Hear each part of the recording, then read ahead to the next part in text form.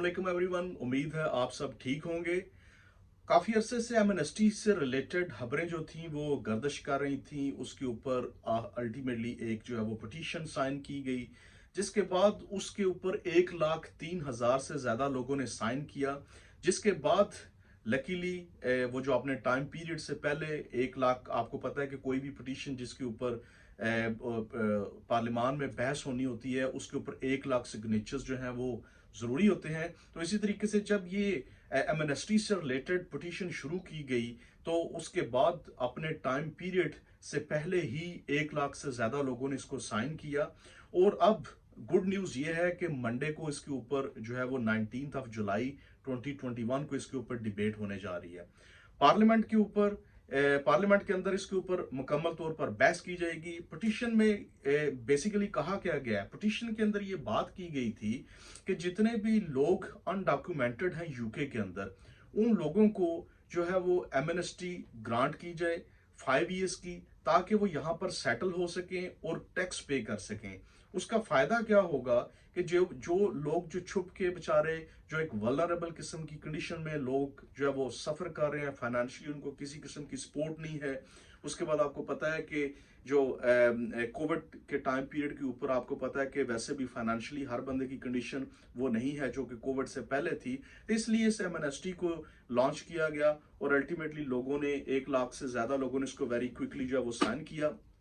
जिसके बाद आखिर जो है ये पार्लियामेंट के अंदर 19 जुलाई को इसके ऊपर सिग्नेचर्स उसके बाद बहस होने जा रही है, जिसमें कि जो पिटीशन कमेटी के मेंबर हैं टॉम हंट एमपी वो इसको लीड करेंगे, जबकि गवर्नमेंट की तरफ से जो है वो केविन फॉस्टर जो है वो उसको गवर्नमेंट की तरफ से जो एमपी हैं वो रिप्रेजेंट करेंगे इसको। और उसके साथ जितने भी बाकी एमपीज हैं वो ऑफ कोर्स इसके अंदर पार्टिसिपेट कर सकते हैं। वो इसके हक में या इसके अगेंस्ट जो है वो वोट देंगे, प्लस इसके ऊपर बहस होगी और उसके बाद किसी नतीजे पे पहुंचा जाएगा कि आखिर लोगों को एमनेस्टी दी जानी चाहिए या नहीं दी जानी चाहिए। जो प्रीवियसली जब इनिशियली शुरू में ये एमनेस्टी जब लॉन्च की गई तो गवर्नमेंट का उसके ऊपर रिस्पॉन्स ये था कि ऑलरेडी जो रूल्स और जो कानून इमिग्रेशन का ऑलरेडी एग्जिस्ट करता है वो सफिशेंट है और वो लोगों की रिक्वायरमेंट्स पूरी कर रहा है। और वो उनका कहना ये था कि अगर हम एट दिस स्टेज कोई भी ऐसी एमनेस्टी अनाउंस करते हैं तो इससे बहुत सारे लोग जो कि दूसरी कैटेगरीज में या दूसरी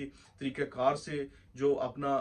किसी रूट के तहत आते हैं तो उनका हक जो है वो मारा जाएगा। इसलिए उन्होंने इनिशियली इसके अगेंस्ट जो है वो ज़रा वो बयान दिया था। लेकिन ऑफ कोर्स जो डिसीजन है वो पार्लियामेंट के अंदर अल्टीमेटली वही होगा कि जिसके ऊपर ज़्यादा वोटिंग जाएगी। इसलिए जिस तरीके से मैंने लास्ट अपनी वीडियो के अंदर आप लोगों को मैंने कहा था कि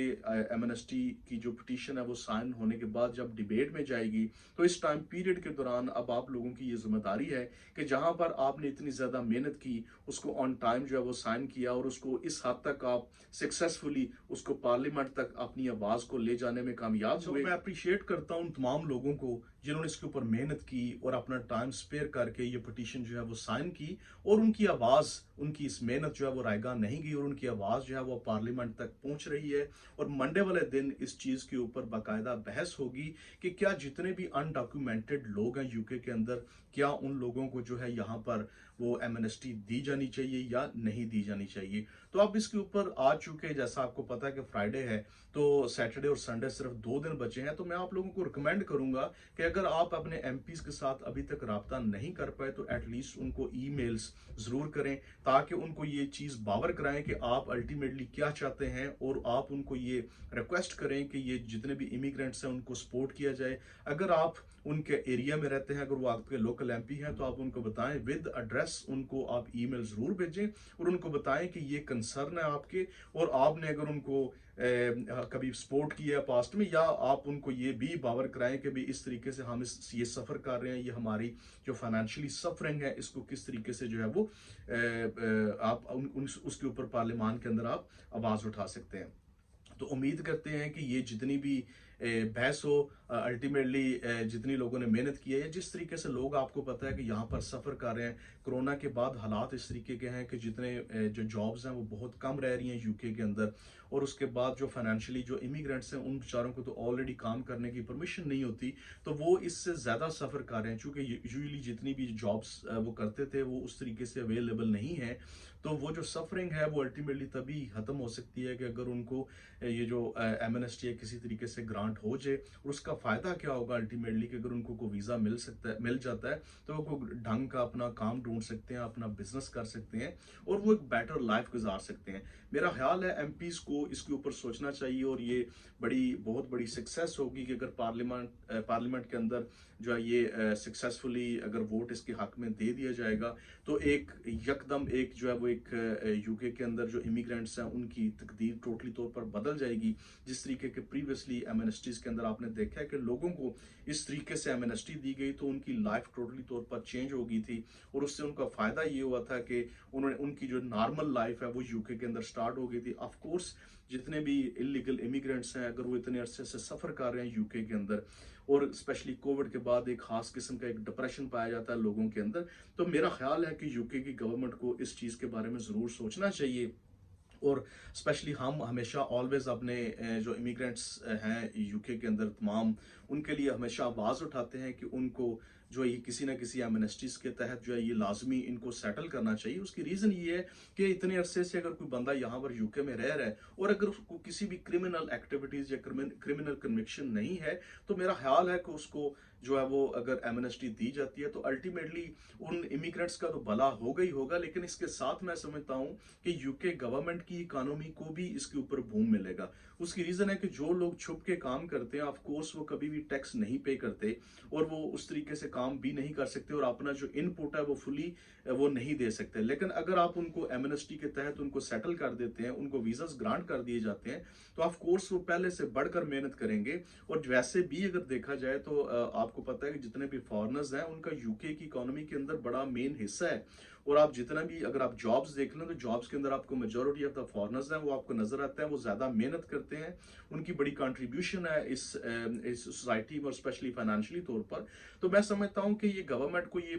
के पास भी एक अपॉर्चुनिटी है कि अगर इस तरीके से अगर आवाज जो है वो पार्लियामेंट के अंदर पहुंची है, तो मेरा ख्याल है गवर्नमेंट को इसके ऊपर सोचना चाहिए। और स्पेशली देखिए जिस तरीके से ये जो गवर्नमेंट थी इनका लॉन्ग टर्म पे ये ऑलवेज ये बात करते थे, स्पेशली प्राइम मिनिस्टर के लिए भी ये अपॉर्चुनिटी होगी कि वो अपनी पार्टी के लोगों को इस चीज के ऊपर एग्री करें, क्योंकि हमेशा जो प्राइम मिनिस्टर थे वो इसके ऊपर बात करते थे कि जितने भी लोग हैं यूके के अंदर वो अनडॉक्यूमेंटेड हैं, उन लोगों को जो है वो लाजमी किसी न किसी एमनेस्टी के तहत जो है वो सेटल करना चाहिए। तो मेरा ख्याल है कि ये जो प्राइम मिनिस्टर है उनके लिए एक गोल्डन अपॉर्चुनिटी है कि अगर ऐसी जो है वो पिटिशन के तहत जो पार्लियामेंट के अंदर अगर बात या डिस्कशन होने जा रही है, तो उनको चाहिए कि इसका फायदा उठाएं, और प्लस जो उनका लॉन्ग टर्म लोगों के साथ वादा था उसको पूरा करें। अदरवाइज क्या होगा कि लोग जो जिन्होंने लास्ट टाइम इनको इस बात के ऊपर वोट दिया था कि भाई ये एमनेस्टी या दूसरी जितने भी इलीगल और अनडॉक्यूमेंटेड लोग हैं उनको सेटल किया जाएगा थ्रू सम एमनेस्टी, तो वो लोग भी उन प्राइम मिनिस्टर के ऊपर वो इस तरीके से ट्रस्ट नहीं करेंगे इन फ्यूचर। तो मेरा ख्याल है इन दोनों पॉइंट ऑफ व्यू से ये उनके लिए गोल्डन अपॉर्चुनिटी है। उनको ये देखना चाहिए कि जितने भी लोग हैं उनको अल्टीमेटली आप डॉक्यूमेंटेशन जरूर दें, ताकि वो अच्छी जिंदगी खुद भी गुजार सकें, और जो यूके की सोसाइटी है उसके अंदर भी वो शेयर कर सकें। सेकेंडली देखें, एज जिस तरह ये यूके का एक ह्यूमन राइट्स के अंदर एक दुनिया के अंदर एक नाम है, और ये हमेशा कंसिडर किया जाता है कि इन्होंने हमेशा ह्यूमन राइट्स के ऊपर आवाज़ उठाई है, और ह्यूमन राइट्स के ये अलमदार कंसिडर किए जाते हैं। तो मेरा ख्याल है कि ये बड़ी एक चीज़ सिंबलाइज करेगी कि अगर एट दिस स्टेज जो है वो यूके की गवर्नमेंट इसके ऊपर नहीं सोचती, तो वो एज अ होल जो जितने भी बेचारे लोग सफ़र कर रहे हैं वो भी इस चीज़ को ज़रूर देखेंगे कि आप बहरहाल ह्यूमन राइट्स की बात ऑलवेज करते हैं, और हमेशा कहीं भी दुनिया के अंदर ह्यूमन राइट्स की वायलेशन हो तो आप उसके ऊपर आवाज़ भी उठाते हैं, लेकिन आपके अपने कंट्री के अंदर क्या हो रहा है। तो लेट्स सी मंडे को क्या होता है, दुआ करते हैं हम भी, और आप लोगों से भी ये रिक्वेस्ट है कि आपके जितने भी लोकल एमपीज हैं, या जो आप अगर कोई आप जितने भी काउंसलर्स या जहां से भी आपके सोर्सेज हैं, तो उनके थ्रू अपने एमपीज तक जो है वो आवाज़ पहुंचाएं, उनको ईमेल्स करें। क्योंकि लेटर शायद लिखने का टाइम नहीं है, लेकिन एटलीस्ट अभी भी आप ईमेल करके उन तक अपनी आवाज़ पहुंचा सकते हैं। क्योंकि आप उस पिटिशन के थ्रू आपने अपनी आवाज़ पार्लियामेंट तक तो ज़रूर पहुंचा दी, लेकिन उसके बाद होगा क्या, ये अब आप लोगों ने वोट किस तरीके से लेने हैं, ये तब तक अगर आप में से 8 या 10 लोगों ने भी अपने एमपी को ईमेल कर दी, तो मेरा ख्याल है वो ज़रूर ये देखेंगे कि उनके इलाके से लोगों के इसके ऊपर कंसर्न है, और वो मेरा ख्याल है इसके ऊपर आवाज़ ज़रूर उठाएंगे। इसलिए मेरा ख्याल है कि अगर आप ये चीज़ करते हैं तो ये बड़ी सपोर्टिंग होगी उन लोगों के लिए। अगर आप खुद भी इलीगल इमिग्रेंट्स नहीं भी हैं, तो आप अपने दोस्तों और भाइयों के लिए इस चीज़ के ऊपर ज़रूर आवाज़ उठाएं। उम्मीद है आप आज की जो वीडियो वो आपको पसंद आई होगी। इसके ऊपर जो भी अपडेट आएगी डेफिनेटली नेक्स्ट वीक मंडे या ट्यूसडे वाले दिन मैं ज़रूर आपको अपडेट करूंगा। और हाँ, मैं ये बताता चाहूँ कि अगर आप इसके ऊपर डायरेक्टली जो है, ये जो 19 ऑफ जुलाई को जो बहस होनी है इसके ऊपर पार्लियामेंट में, अगर आप उसको डायरेक्टली देखना चाहें तो इसके ऊपर एक यूट्यूब का जो डायरेक्ट पार्लियामेंट हाउस का एक लिंक है, वो मैं अपने इसकी डिस्क्रिप्शन के अंदर मेंशन कर दूंगा। आप उसको क्लिक करके तो ये जो बहस होगी इसको आप बाद में लेटर ऑन जो देख सकते हैं कि वहां पर क्या डिस्कशन हुई, इसके ऊपर क्या वहां पे बात हुई, और इसका आउटकम है जो क्या होने के चांसेस हैं, वो सारा कुछ आप वहां से देख सकते हैं। वो डिस्क्रिप्शन में मैं लिंक जरूर जो है वो दे दूंगा।